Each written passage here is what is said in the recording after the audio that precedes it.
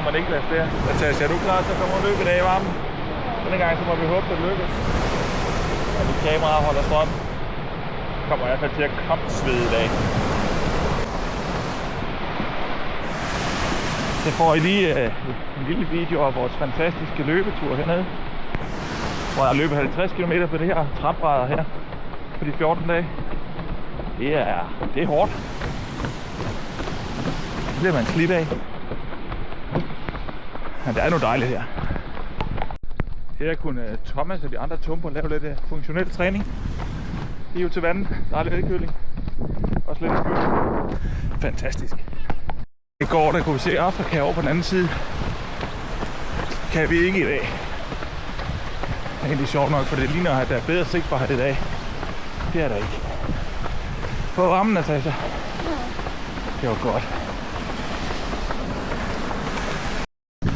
Hvis man nu er ved at koge over, så er der sådan nogle bruser her. Den er cirka 500 meter. Jeg fortæller bare om bruserne, skat. Kan I se entusiasmen? Min datter, den er virkelig høj. Hun er så glad for at komme ud og løbe her. Hun elsker det. Ja, okay, der er mange, der går ned her, kan jeg se. Der er lige 3 i det hele på det stykke her. Men det er en fed detalje. Der er også vand herude på ruten, man kan få. Jeg tror egentlig også godt, man må drikke det her. Hårproblemer, det er åbenbart meget udbredt på de kanter her. Det er varmt. Det var 2,5 km. Lidt musik i baggrunden. Natasja stopper selvfølgelig præcis på 2,5 km, fordi man skal ikke løbe for langt. De brokker sig over 31 grader hjemme, skat. Hvad har du sagt til dem? Så er vi tilbage. Vi skal lige lidt længere ud, men vi bor lige der.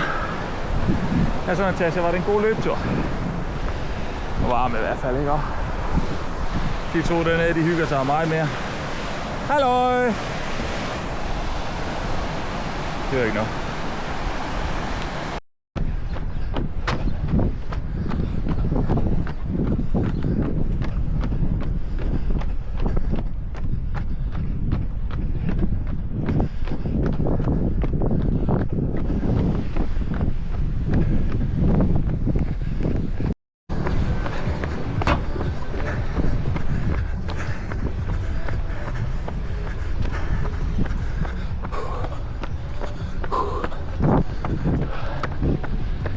Ja, så vender jeg om.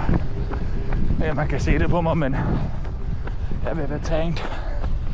Jeg må lige slippe speederen lidt.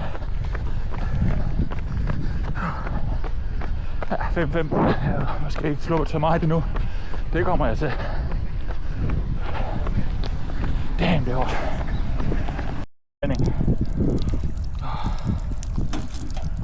Det værste af vandet er nogle gange lidt varmt der. Spænding til. Roligt, der er styr på det, hvis man får brug for en cheeseburger undervejs. Det var så den sidste, den 11. tur hernede. Vi sluttede af med et koldt bruskamin.